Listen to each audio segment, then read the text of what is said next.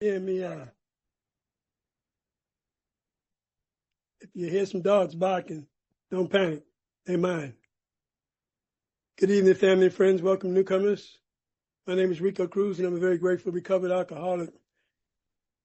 I'd like to take a minute to send you love and light from my heart to yours.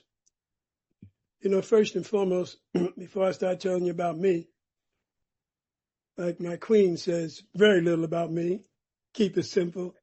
I'd like to thank Pat and Lauren, Calvin, Ali, John, and I don't know who else I missed, but if I missed you, thank you for keeping this meeting open. This is like one of my home groups. I became a member of this group. I attended for about 4 years, and then a couple of things happened. One of them was I had some massive surgery, and the other one was that I have a commitment at the same exact time on the same day, and I'm unable to make it here. But I want you to know I have chills within my soul right now because I'm home. And I look around with my peripheral vision and see so many faces that I love. I came to this meeting when it first started, and I have some lifelong friends here forever, not just fair weather friends. And I'm very grateful for that and grateful for Alcoholics Anonymous. Now, be that as it may, don't worry about Pat's instructions about the pen and the paper, because I'm Puerto Rican. I talk at 2 speeds, fast and faster. So I don't think you're going to be writing anything down. So anyway, be that as the way I want, before I tell you how we are disciplined, because we are undisciplined and we're going to let God discipline us, and I'm going to tell you what that discipline looks like in my life. I'm not here to teach you to preach. I'm going to tell you what it looks like in my life. But before I do, I need to tell you just a little bit about me to show you what a miraculous journey it's been that when I get to 11, a person like me. When I first met you, they called me a no God baby. I came to you with no God, didn't want to be bothered with God. I had my reason I want to be God, and I'm going to tell you one of them. I come from a very, very poor Puerto Rican family. We didn't have things and stuff. All we had was each other. And when I was about maybe 10, 11 years old, I decided most Boricuas in New York were raised in Catholicism. So I thought I wanted to be an altar boy. And I didn't know at the time, I'm dating myself, they didn't do much testing then. I didn't know I was dyslexic. So I'm studying to be an altar boy. When I went to Catholic Church, the entire Mass was in Latin. No English, no sabo English, totally in Latin. And I couldn't learn Latin fast enough. And these 2 priests, I'm sure they're very loving, kind, and compassionate, thought that they had a methodology to help me learn Latin faster. And it looked like this. One would hold me, and one would whack my knuckles with that big ruler until they were black, blue, and bleeding. And all the altar boys, we went twice a week, would run in the corner and start crying and screams down. And I was a defiant person anyway, and I said to myself, you will never, ever make me cry. I'll die before you make me cry. And I would have. I'm not bragging about that. I'm telling you how stupid I was. And one day, I just couldn't take it no more. And I pushed the priest in front of me away. I backed up this guy behind me, and I ran out that door, and I started crying. And I looked up at that cross, and I said, God, if this is what you're about, no más, no quiero más. I don't want no more. And from that day until the day I met you, I vowed to never dawn the steps of a church again in my life. And I didn't. Until I took some steps and got open-minded. The other thing I want to share with you about, which makes step 11 so alive and well for me, is that I did the first 5 steps mechanically. When I say mechanically, I meant with no God, just me. And you know, the book tells us self has failed us. Self is what killed us. But that's all I had because I didn't want to be bothered with that God idea. Anybody with the God idea, no, please, miss me with that. And I get in 6 and 7 and have the most grounding and powerful experience I've ever had in my life. And what that looked like was, in 6, I wasn't entirely ready for anything, but I just wanted to find somewhere I could sit down and not get arrested. And I don't know about you, but Alcoholics Anonymous look pretty friendly to me. And I got to 6. And after I'd given up all what I thought were my deep, dark secrets to this man, I got into 6 and I cursed God out. If there was a God, I wasn't sure. And I was yelling at him and screaming at him. I wasn't entirely ready. I was desperate. And I screamed and I cursed and I called him everything but the Son of God. I said, but if you're up there, can you help me? I'm dying. And I knew I was dying. And I moved over to 7, and I said that 7-step prayer as slow as you could ever say it. And I felt every drop of it. And I have no idea why I did that. And then the whole world stopped. All I could hear after I finished that prayer was, shh. And I felt safer, more loved, more trusted, more cuddled, safer than I've ever felt in my life. And I didn't know what was happening. If you'd looked at me, I was looking around, but I'm crying. I mean, the levee had opened. I'm crying uncontrollably. And I don't know what happened, and I can't tell you to this day what happened. And this is a long time later. What I can tell you is something happened. Something happened to me that never in my life. And I've done a lot of things with a lot of people and been a lot of places. I have never, ever, ever experienced what I did in step 6 and 7. Those are my power steps. Today, they're my mirrors. But then, this is my first time through with my power steps. And when I got finished, I didn't know what to do. I called my sponsor. He couldn't even understand me. He says, stay in it, sit in it. And I sat there for about another half an hour. And I don't know what happened, but I got up and I grabbed a tablet and I started writing. And I started making that list.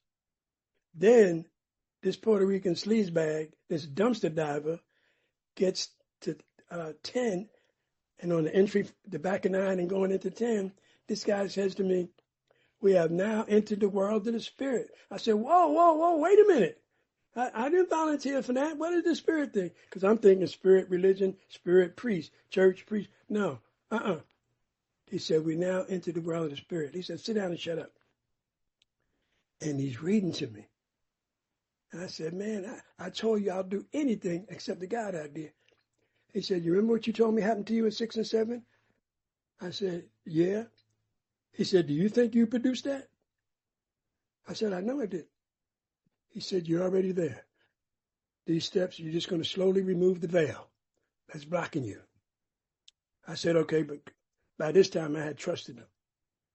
And then he says, we're now going to focus on understanding and effectiveness.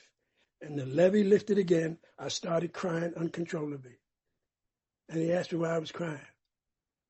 I said, because I haven't been effective or understood anything in 20 years. Not a thing. I acted like I did, but I know I didn't. And I didn't think it was humanly possible for me to ever. And we go to 10, we talk about 10. I start doing my nightly review on a daily basis. My sponsor lived in, I don't know if you're familiar with California, but he lived about an hour and 15 minutes away from me. I lived in Castaic, California. He lived in Pasadena, California. And every Sunday I would drive down there. We'd have breakfast, and I'd read him my 10-step review. And then I'd go back up the hill. And I started doing it for a long time. I didn't know that he was training me for 11. I had no idea. And we get in 11, and I panicked. I said, how's a dumpster diving Puerto Rican sleazebag like me going to get into prayer and meditation? Are you out of your monkey mind? He said, be like Nike. Just do it. And I trusted, I had respect and trust for this man. And I said, okay. And I started doing prayer and meditation to improve my conscious contact with God as I did not understand God. See, the way it reads is, sought through prayer and meditation to improve my conscious contact with God as I understand God. I don't understand God. I have no desire in every fiber of my being to try and understand God. Because if God is small enough for me to understand, he ain't going to be big enough for a guy like me to trust. So I don't need to understand God. I just need to understand what is your will for me and move from there. And you guys told me more shall be revealed. So I was good with that. Understanding God? No, no, no, no, no. I don't need to understand the metaphysics of a jazz band. I love jazz. I don't need to know how it works. And that's how I was with God. I don't need to understand you. I need to learn to trust you again. Because I lost my trust for you when them priests were beating my knuckles, black and blue and bleeding, and making me lie to my mother because I had to go home. And she said, what happened? I said, I got into a fight. She screamed at me and said, when you going to stop fighting? Well, I was always fighting all the time. I like to fight. But I couldn't tell her the priest did it because she thought the priest walked on water. Wasn't no sense breaking her heart. I just took it and went with it. But thank God I met you guys. I got introduced to you. So all of this is happening. By the time I get to 11, and I think about sort through prayer and meditation. Now, this same dumpster diver that I just told you about falls in love with prayer and meditation. Straight out the dumpster. And how I did it was practice. Practice. I'd sit still for a minute, then 5 minutes, then 10 minutes, and nothing was happening. And the man that was taking me through this process said, just keep doing it. What I found in step 11 was the actual love of my life. The love of my life.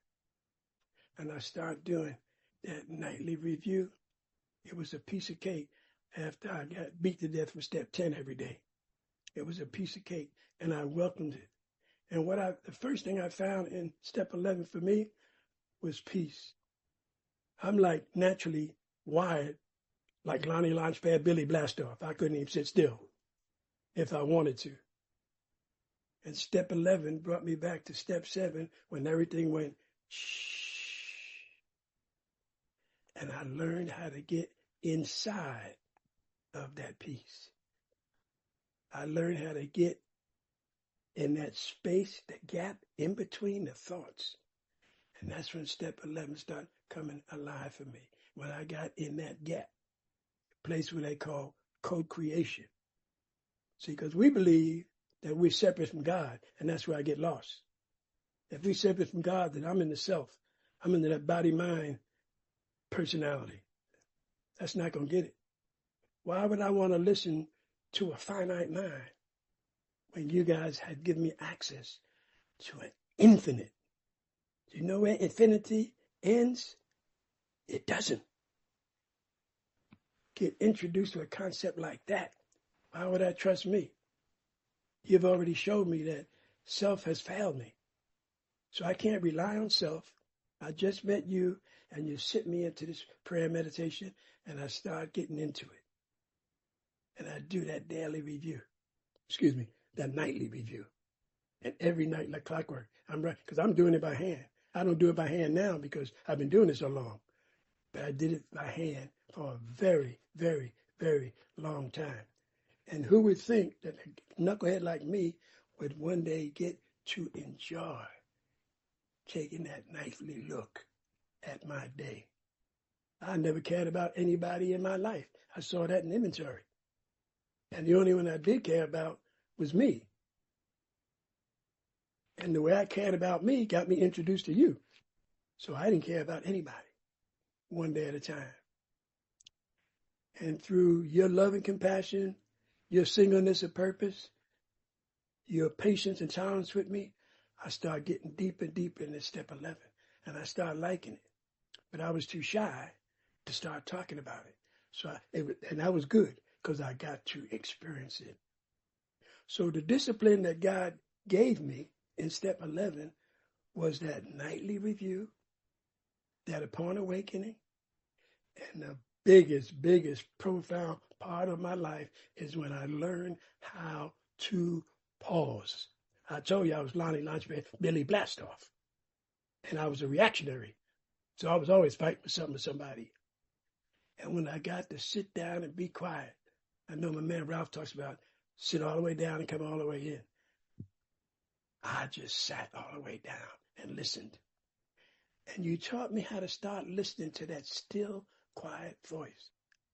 Ego voice is loud. Ego voice, don't let him talk to you like that. You see how she looked at you? Did you see how that guy just cut you off? Ego voice is loud and wants me to remain a reactionary. And through step 11, I started learning how to sit down, be still and be quiet and get into that gap, the space between the thoughts. And we have thousands of thoughts that come to our minds all the time. Sometimes we react to them. They're not even our thoughts. And I got the gift in step 11, one day at a time, after many years of knowing who I am. I am not the Rico Cruz that stands before you, this body, mind, personality. That's just how I act out in this external world. I'm at a place in my life where I am that I am. And I have to go inside to get there. I'm more than a son, a father, a grandfather, a brother, a friend, a colleague, a sponsor, a sponsee. I'm much more than that. And I ain't talking about being all that in a bag of chips. I'm talking about going to that place where we reduce and move everything about me. And what's left over after I find out who I am not, slowly to the surface, Spirit started revealing to me who I am. He didn't give it to me who I am just through this discipline. It started there. He gave it to me as I came in touch with who I am not. And once I found out who I am not, slowly but surely, who I am starts surfacing. It starts surfacing. And it's still surfacing. It's surfacing as I'm talking to you about it because I'm reliving it. I am that I am, and I stand on that. That is who and what I am. I'm no better or worse than anybody. I'm no bigger and smaller. It's just I am that I am. And I need to go to that place to find my joy, to find my peace. I couldn't have the abundance of love that I harbor for you, whether I know you or not, unless I go to that place, because that's what that place is like. So I'm doing my nightly review. I'm writing it down, and I'm looking at it. And when I finish my nightly review, I'm asking God for forgiveness in the areas that I need forgiveness in. That's how step 11 guided me. And what happened over time is slowly that list got smaller and smaller and smaller. I don't have to ask for forgiveness at the end of the night before I go to bed.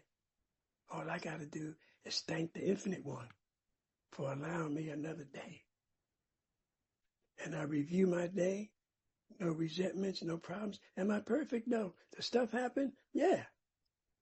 Was I jumping up and down doing the salsa when the IRS told me I owe them $43,000? No. But I learned to 11 how to accept what is, how it is, without the desire to have it be different. For a Puerto Rican sleazebag like me, we call that growth. Did I do it? No. It was done to me by your love, your compassion, and your singleness of purpose. The only thing I've done since I've been here is stayed willing, and I kept coming back. Everything else happened to me, and most of it for me. And for that, I am grateful. So I'm finished my area of my nightly review.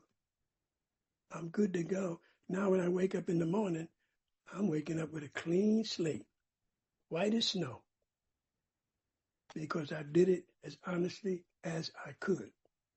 See, no, for me, this is between me and the power. So I need to tell the truth, not for the power. I've been lying and cheating all my life. For me, to build character one day at a time. Not to be better than anybody, just to build character. Spiritual character. I have never in my entire life ever desired to have spiritual aspirations. You know how people every year, they have New Year's, they make resolutions and all that stuff? I don't do that anymore. Because of my relationship with Step 11, I have spiritual aspirations. I couldn't believe it. I was in awe. What's my spiritual aspiration this year? And when we get to the end of December, I'm going to line up some spiritual aspirations. It's just a way to keep me growing. But I still do the nightly review. I just can do it in my mind because I've been doing it so long and so much and with other people that it's just natural. I'll go to bed and get up in the middle of the night and say, damn, I forgot my review, and get back up, come in here in my little prayer/spiritual office and do my nightly review because I don't sleep good without it. You know, and it's usually simple, but just the fact that I make that kind of effort, Spirit got a good memory. He knows I'm in this for keeps, not to be better, not just to be sober. I'm in here for another reason, to be the man God planned for me to be when he planted my seed. I never knew who the hell that was. I wasn't even asking questions like that. But that nightly review got me in, gave me a wake-up call. And then we go, the other part of the discipline is, I call it says on in the book, I call it upon awakening. That's my own crazy Boricua stuff, upon awakening. First thing I do when I open my eyes, don't move, is to thank the Infinite One for another day of sobriety, a chance and an opportunity to be the love that I desire. Eventually, I want to be love's presence. That's what I want to be, not to be better than you. I want to be able to see love, recognize love, and when I don't see it, look beyond there. Look beyond the external and look at the light inside this individual before me. And he could be calling me everything but the Son of God, calling me out my name. I need to see beyond that. In and of itself, I can't do that. But Spirit can. Spirit can. And Spirit does. And each day I get up. And after I do that, thank you for another day of sobriety. Before I get out of that bed, I say, Father, what would you have me do today? Where would you have me go? What would you have me say? And to whom? And I wait for a download. Sometimes it comes, sometimes it doesn't. And I jump out of bed and I drop to my knees and I do a small forgiveness practice. And all this is in the bedroom. And after I finish my forgiveness practice, I come in here where I am now. And I start the real deal. I do my prayer and meditation. I get up earlier. I get up about 4:35. And I stole this from Deepak Chopra. I'll tell you about it. I get up at 4:35 until maybe 7:38. That's my time. In my time, I don't believe in separation. I'm one with the Father, and the Father's one with me. Wherever I am, God is. So it's our time, our private time. And I spend that time being in the presence. Do you hear what I'm saying? I'm a sleazebag eating out of dumpsters, and I'm sitting here talking about being in the presence. There's a difference. Intentionally and consciously, I want to be in the presence of the Infinite One, my source. I want to be there. I didn't come here like that. Step 11, nightly review got me started. On awakening, got me even more involved. On awakening, I don't think about my day. I wake up thinking about the Infinite One, my source. What will you have me do today? Where will you have me go? What will you have me say and to whom? And wait for a download. What would you have me say? What do you want me to do? What does Rico Cruz want to do? No, we don't want to go there. We've been there. That's why I got to meet you. Out the gate by 8, and the spoon by noon, on the floor by 4, back in the pen by 10. And you do that for enough years, it becomes normal. I don't live like that no more. I want to live loving you. I could care less what you think about me. My job for my Father is to put love on the table, regardless of whether you love me or you hate me. It has no effect. That's the external world. I'm trying to live in the world of content. There's the world of form and the world of content. I'm trying to spend as much time as I can in the world of content. I got to function out here. I won't be like Stevie Wonder was. I'm in it, but I'm not of it. I used to be. But as we say, no mas. No mas. And there's nothing that I did. It's a result of me listening to you, doing those steps, concepts, promises, traditions. applying those things to my life. So information, I know a lot of people, a lot of men I work with have a lot of information, but no application. What good does it do you to quote Genesis to Revelations chapter and verse and can't keep a pipe out your mouth? What good is that? So I don't need information. I need application. I need a practice. And step 11 was my jumping off point. And I need to practice. How do you get to love unconditionally? Practice, practice, practice. Because there's no more exchange. Yeah, I love you. What? You don't love me? I don't love you no more. I don't have to live like that no more. I lived like that my whole life. My love was based on how you responded to me. My love is not a reaction because you introduced me to love. You introduced me to that power. That is all love. All love. He loves the sinner, the rapist, and the priest. All the same. For us humans, it takes some work to be able to do that. But I'm going to pull it off because that's where I want to live. That's when I want to live in a non-judgmental world. I can't control what you do, how you do it, when you do it. But I can control what I do and when I do it. And I'm working on that. Inside of 11. When I pause, I'm a reactionary. I'll knock your socks off if you say something wrong to me. That's not who I am anymore. Did I change that? No. I got changed. See, I'm not taking credit for any of this. I take credit for two things. Staying willing and keep coming back. That's it.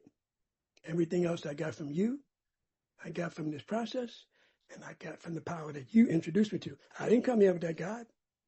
Didn't even want to be bothered with him. And I found out that God didn't need my permission to work in my life. I didn't know that. I had the red light up, and he was still coming. I put 2 red lights up. I didn't know that that power that you introduced me to did not need my permission to work in my life. And thank God that turned out to be the truth for me. He was working in my life anyway. I didn't even know about it. I didn't know what was going to happen to me in 6 and 7. I didn't know what was going to happen to me in 10. I didn't know step 11 would take me to where it's taking me. I was about 7 or 8 years sober, and I wanted to go on vacation. And I'm a dreamer. I had never been to Hawaii. I was a workaholic. Never been to Hawaii. And I loved my job. So I was always working, always wanted to work. On 24-hour call, always. And I decided one day, I want to go to Maui. Never been there. And I talked to the man that was my sponsor at the time, who's since transitioned. He said, man, Rico, go to Hawaii, please. He said, you have been of service since you were 17 days sober. You've done nothing but help others. Go to Hawaii. And I was feeling guilty because the economy was real bad and people was calling me, asking, can I write him a letter? Can I give him a referral? All these different things. And I just wanted to go somewhere and exhale. And he convinced me to go. And I went there. And I told him it was a retreat master. I told the retreat master, I'm on a silent retreat by myself. I won't be doing that, exchanging pleasantries and doing all that stuff. I just want to be quiet. He said, no problem. Every day for 6 days, he had fresh juice and fresh fruit at my doorstep with a newspaper, but I wasn't reading. And I appreciated it. And I sat and I asked the Infinite One, I said, will you show me what happened to that Puerto Rican sleaze bag that was crawling out that dumpster? Can you show me what happened to me? How'd I get here? And it took me about a half a day to get the noise out of my head. But I stayed. I was willing to stay and dedicated to stay in stillness and silence. And he showed me that montage. I couldn't believe it. Couldn't believe it. Me? Couldn't believe it. And from that day to this, my life has changed. And it's still changing. There's no finish line for me. I don't think there can be a thing as too much love. There's no finish line here. There's just enriching the quality of what's happening. This lady in had an online sanctuary called awakening together. And I was involved in it. And she came up with this definition of love, which I just fell in love with. Because I'm a lover. I mean, I love loving. And she said, love is loving the object of your love as it is, without the desire to have it be different. That's some deep stuff. Take that to contemplation. Without desiring, without the desire to have it different. Oh, if she was just a little thinner. Oh, if she was just a little bigger. Oh, if I hair like this. Oh, if she talked like this. Oh, if he walked like this. Oh, if he wouldn't do that. We always got a twist on the object of our love. Have we ever set out to just love loves as it is without the desire to have it be different and be grateful for what is rather than what is not? That's what step 11 does in my life. And then we get to the pause. Oh my God. The pause have saved me so much upset. So many silver bracelets that I don't have to wear for knocking people out. So much trouble that I would have gotten had I opened my mouth.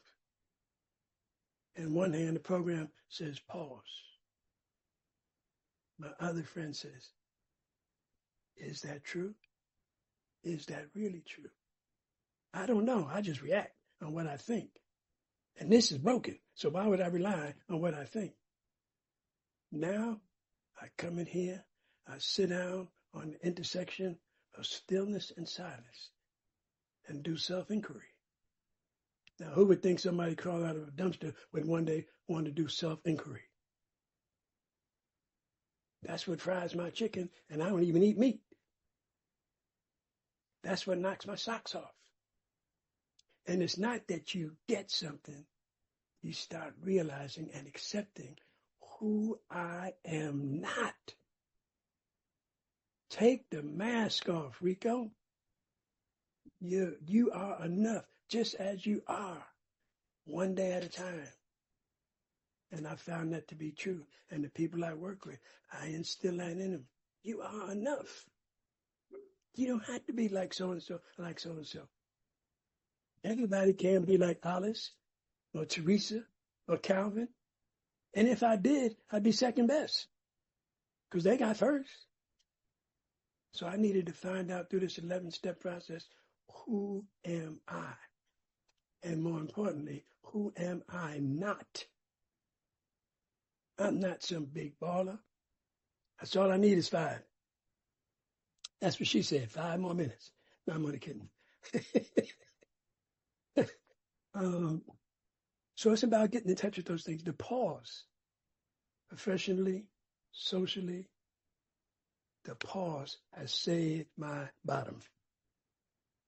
And I like the pause because the pause allows the God window to open and some fresh air to come in. When I'm in Rico Cruz Anonymous, I'm in trouble. I'm in big trouble. I don't think that book says, as Rico sees it. I think it says, as Bill sees it. So I don't need to see how I see it. But I do need to connect with Spirit, get aligned.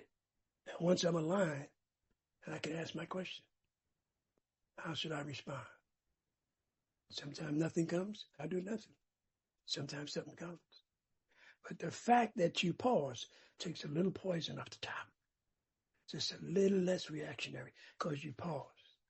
And over time, you do it over and over again, and it becomes like breathing. My sister says in New York, she says, did you see what he did? I said, yeah. She said, why you didn't say nothing? I got only 2 kinds of business.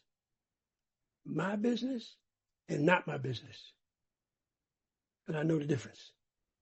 I'm not going to be a reaction. I've been a reactionary all my life.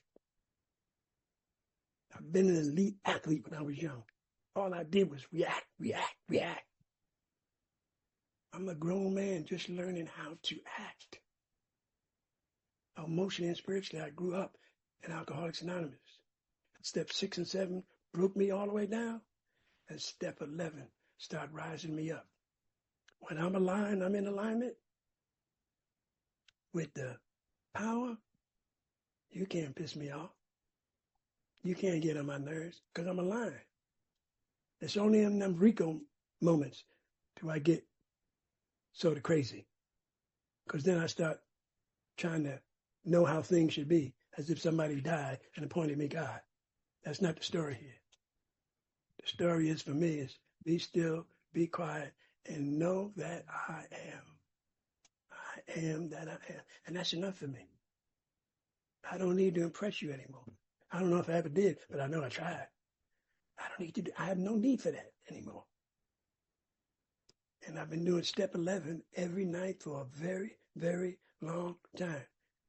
And I have been on the avenue of ascent, slowly. Not to walk on water and be greater or better than anybody else. That ain't my deal. Eventually, I want to love only, forgive everything, and remember who I am. And I'll be just fine. I send you love and life from my heart to yours. I hope if you knew or passing back through, you stick around and let these beautiful people introduce you to a power that I didn't want to be bothered with at all. And now I'm sitting around talking about what that power has done. Do I have 2 minutes left? I just want to tell you something quick. There's a few people who know me, but they didn't know this. In November 2023, I got diagnosed with liver cancer. Stage 3.5, which is I'm getting ready to tip over and not be here. In January 24, I had massive surgery. And it took me about 8 to 9 months to even start walking again, breathing again. I was emaciated. And during that time, I had developed the deepest relationship with that God that I didn't want to be bothered with than I ever could have in my life. And instead of experiencing the pain I was experiencing, which I was experiencing, I'd go into stillness and say, talk to me. Talk to me. I know for a fact what thy will be done is, before I went in buck naked on the ice cold gurney, I said, God, I've been telling guys for years, thy will be done. It's time for me to practice what I preach. And I said, whatever you have for me, whether I'm finished with earth school or not, thank you. Thank you. Thank you. And I found out during that 9 months of just not being able to do anything, including take care of myself, really what living one day at a time was, and how much gratitude is built in one day. Because of people like you and rooms like this, from the basement of my soul to the balcony of my mind, I thank you for my life. Oh.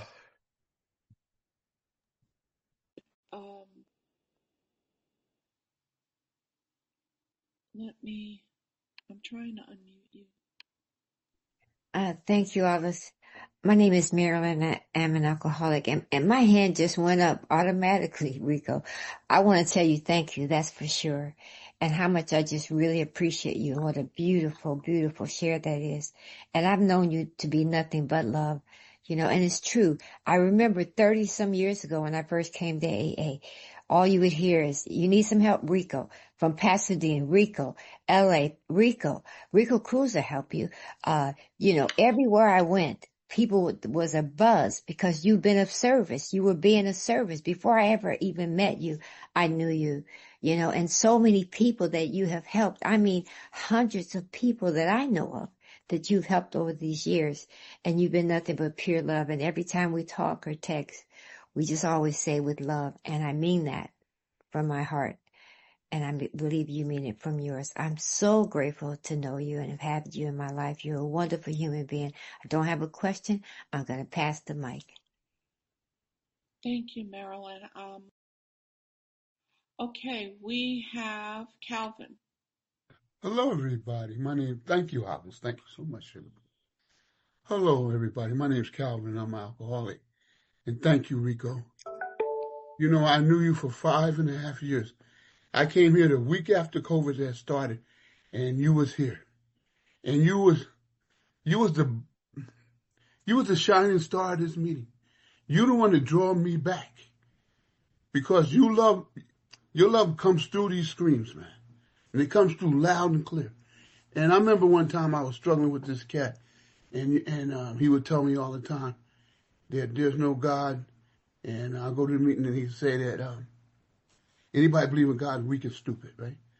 And I remember I used to tell you, and you told me this story about when you was a peewee, and the priest had went to see the priest, and the priest told you, told the priest, this guy is a devil worshiper, and he's a rough guy, and he's a devil worshiper.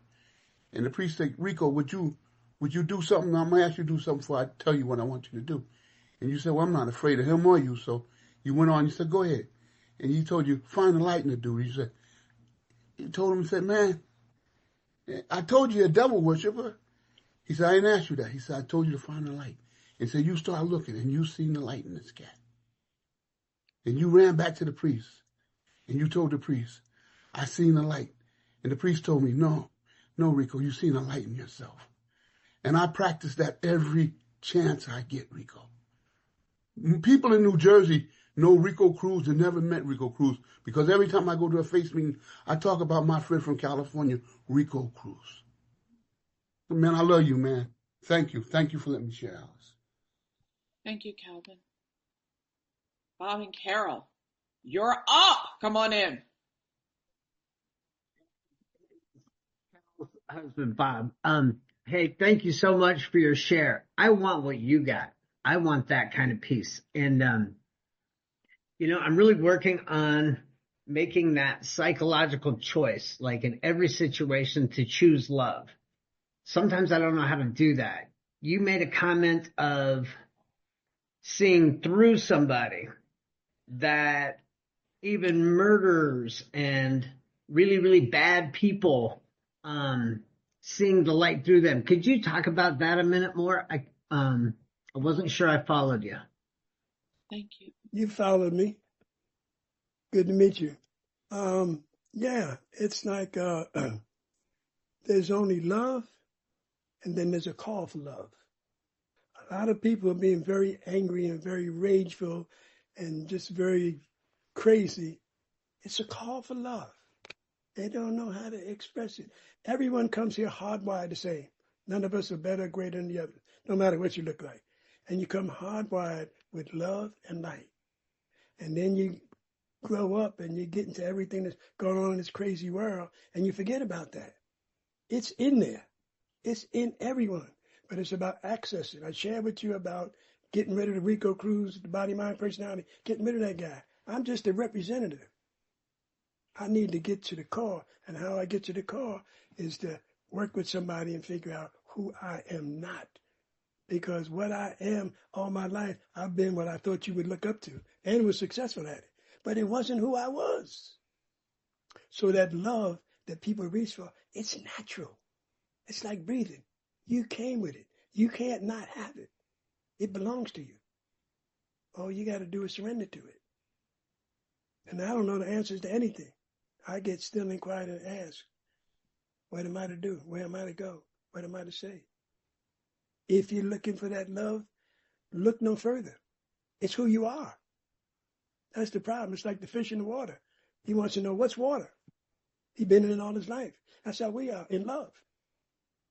What we're looking for is who we are. We just haven't gotten to it. It's real simple. If you just, I call it dumb it down. Keep it real simple. It's who you are.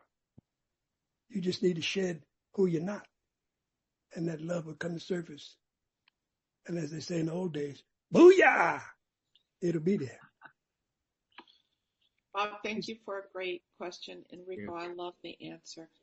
We've got two more hands. We've got Dina. Dina, come on in. Hey everybody, I'm Dina, alcoholic. Thank you so much, Rico, for your beautiful lead. And you said talking fast, and so I wrote I am, and you stayed on that for a long time.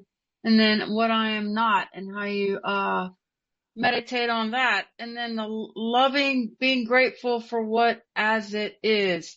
So I'm going to be praying to not be dissatisfied with how it is, because I'm not dissatisfied. Is that kind of the right way? Does that make sense? But it's in the, it's really the other way. You don't have to be satisfied. Everything that happens, I don't like. But what has happened in my ascent is I don't dislike it. I accept things as they are without the desire to have them different. I didn't want to give the IRS $43,000 of my money. And my sponsors said, no, you got it wrong. They don't want your money.